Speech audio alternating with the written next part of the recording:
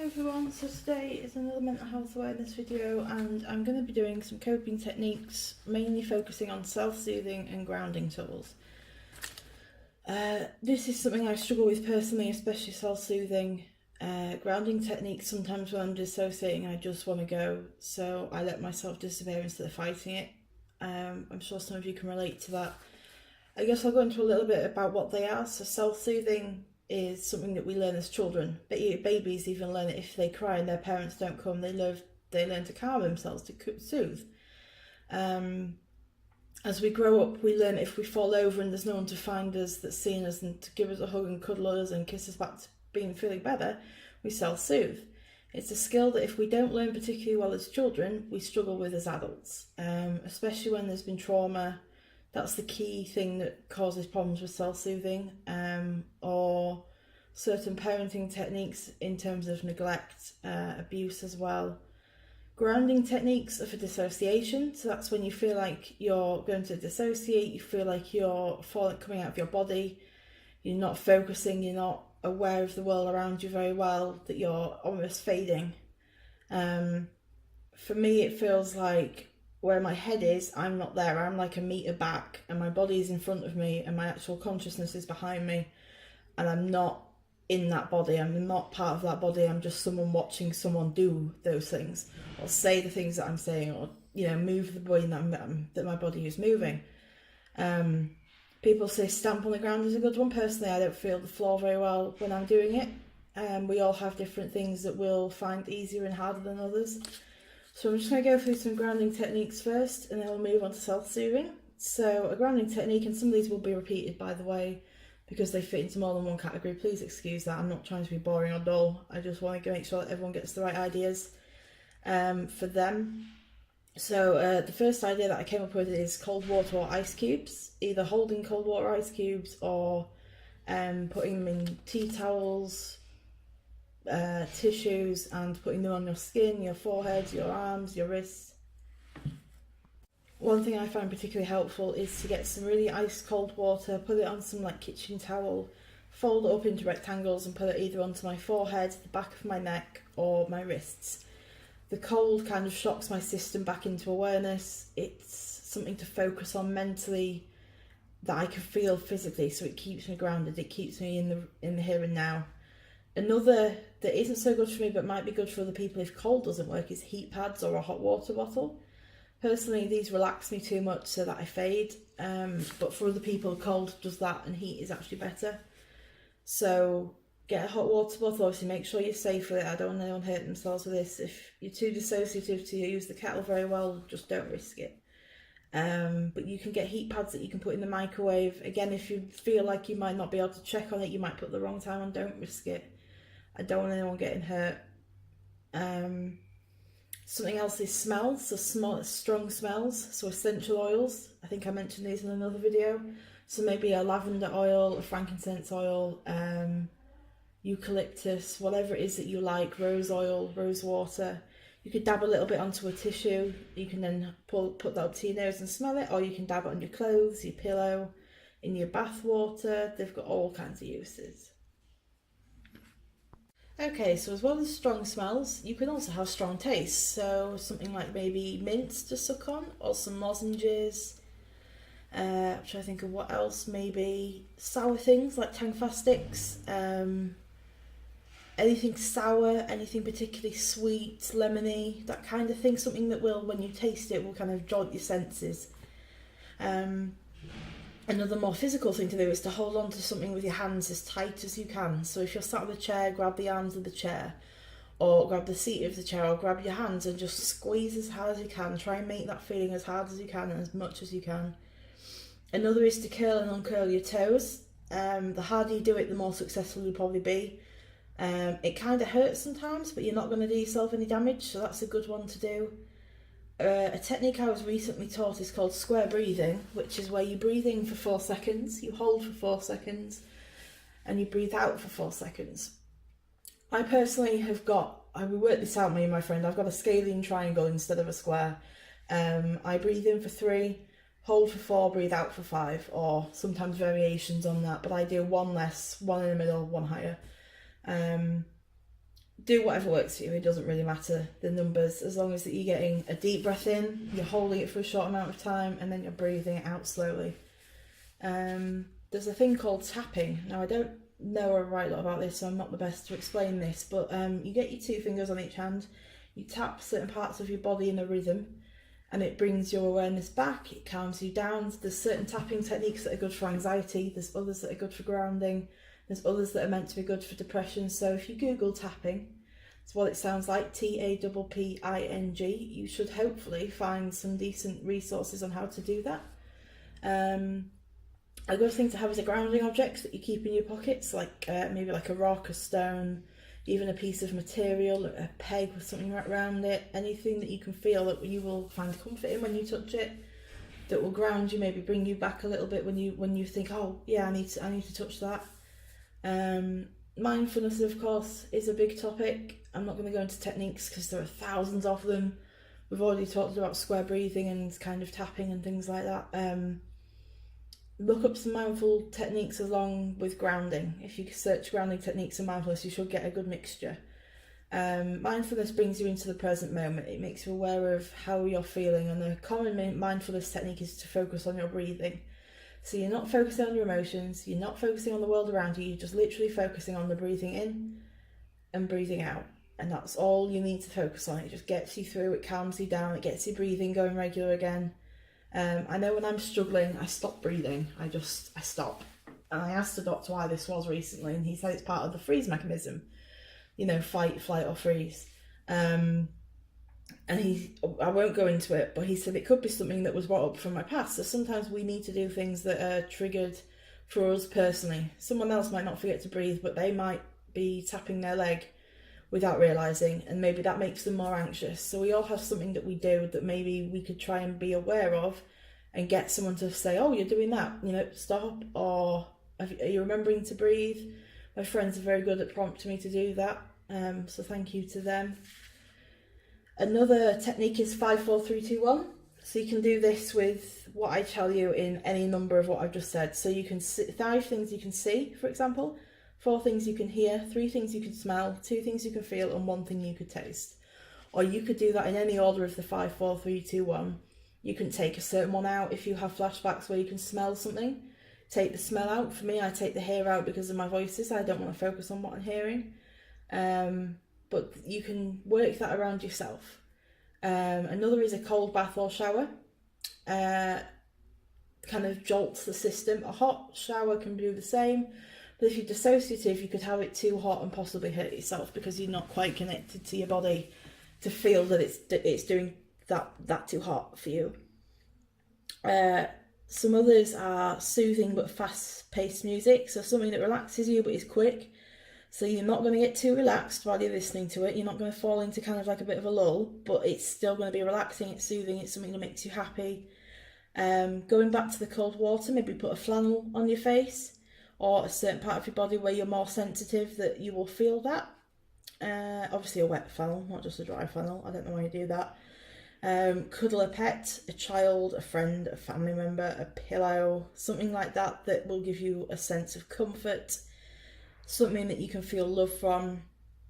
And doing something rhythmic is quite good because you need to keep your attention on it. So maybe something like drumming, singing, biking, knitting, swimming, dancing, tapping, stretching, things like that where you're keeping your body going at a certain pace, you're keeping your body doing something in a certain way that you need to be concentrating on.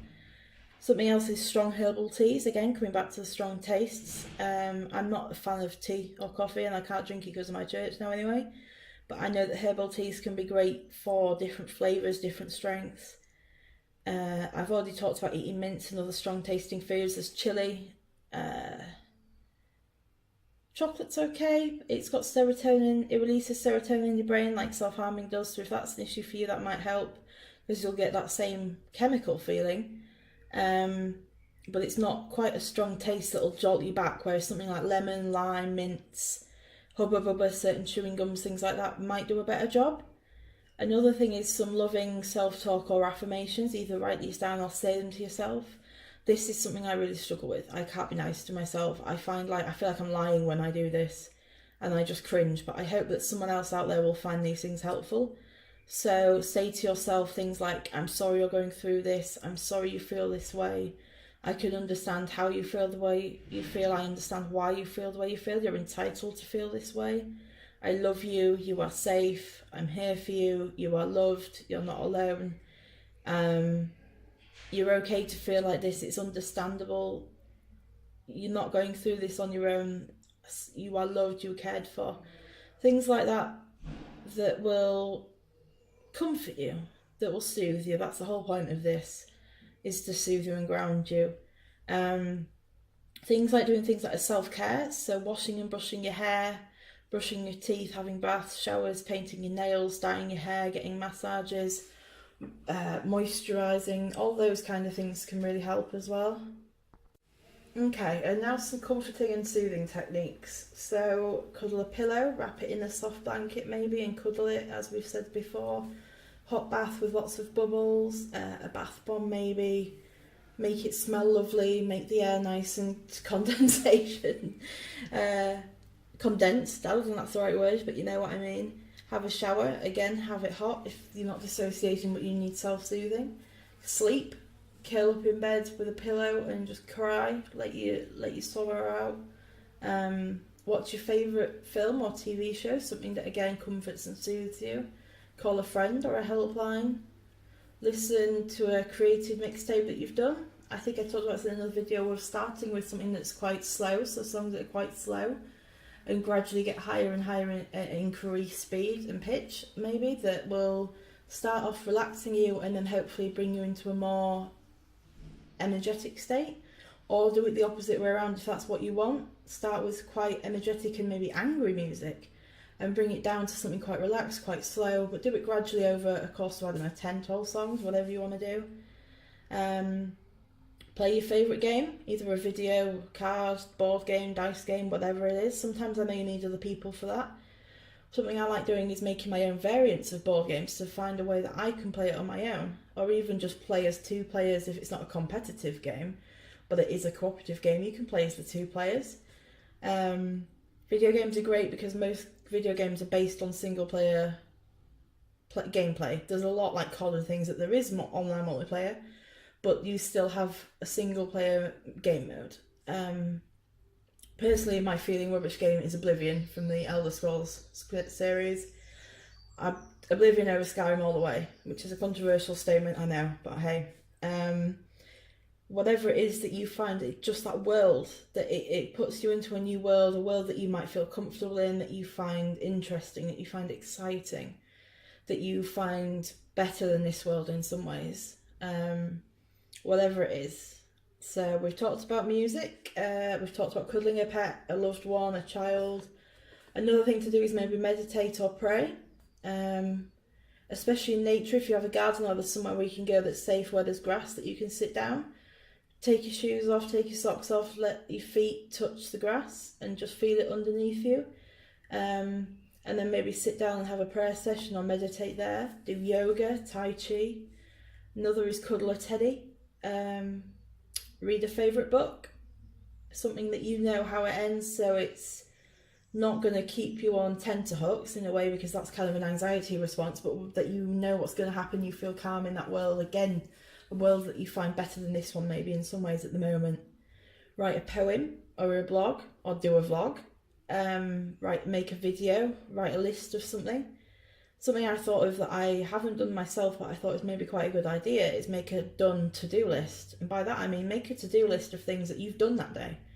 Whether it's get up, get dressed, eat breakfast, have a shower, brush my teeth, or walk the dog, check the mail, anything that you've done. You write things down that you've done and the things that you want to do that day.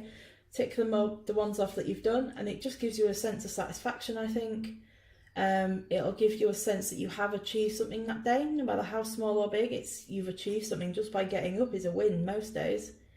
I know personally the fact of just waking up and not lying in bed all day is an achievement. Just getting up, even getting dressed, can be so hard when you're ill. Someone else it's nothing, but when you're ill, I think a lot of people understand this, it's a battle. And so if you can do those things like that, if you can just do those little those little wins in life, those little battles, and win them. It makes a difference if you can recognise them and congratulate yourself on them, no matter how small or pointless you think they are. Another comforting or soothing thing is art. I'm going to go through some expressive coping tools in my next video. That's always a great way of comforting yourself sometimes, is to get it out of you, to do it in a safe way, but maybe make cards for a loved one, or make a postcard for somewhere that you've been that you loved, or draw a picture, or paint a sunrise or a sunset, something like that. Another is go for a walk in nature. We've kind of talked about that with the meditation and prayer one, but it's a good idea. Gets you out around. I find that if I'm somewhere green with lots of trees and birds and animals, and I calm down. No matter what's going on, I calm down. I might not feel great, but my anxiety, my adrenaline levels comes down a little bit. It slows. Again, talking about smells, a strong perfume, a bath liquid, oils, a smelly candle, something that prompts you and comforts you to remember something nice, maybe a childhood memory that's safe, someone that you care about, just having someone's clothing that you care about, or a teddy that's theirs, or something like that can remind you of that person and make you feel like you're not alone. Cook and eat something tasty. Treat yourself by cooking something so you're keeping busy, but then at the end of it, you've done something productive and you get to eat it and feel good at the end. If you're religious, read scriptures, whatever your holy book is. Have a good cry, just let it out. I struggle with this. I don't like crying. I just don't like crying. But I must say there's been times where after sobbing my heart out for an hour, I felt quite tired afterwards, but almost a calmer. It's rare I feel better after crying, but I know a lot of people do find it beneficial and cathartic. So don't hold it in, just let yourself cry, especially if you're in a safe place, just let it go.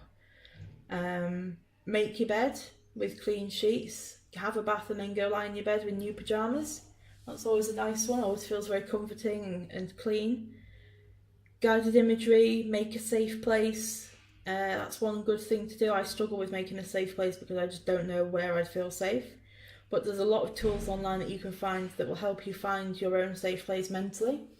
Whether that's a mental image or a mental person that you create, a mental place, or anything. Whatever it is that's going to make you feel safe when you go to that in your head. Gathered imagery, you can get meditation DVDs, you can get gathered imagery CDs, you can find MP3s online. There's all sorts. Meditation is galore online, so I'm sure you'll find something that will fit your needs, hopefully. And that's the end of the video. Thank you everyone for watching. Like and subscribe, and I appreciate you watching this to the end. I hope it helps. I hope I haven't triggered anyone. Good luck, take care and stay safe. Bye.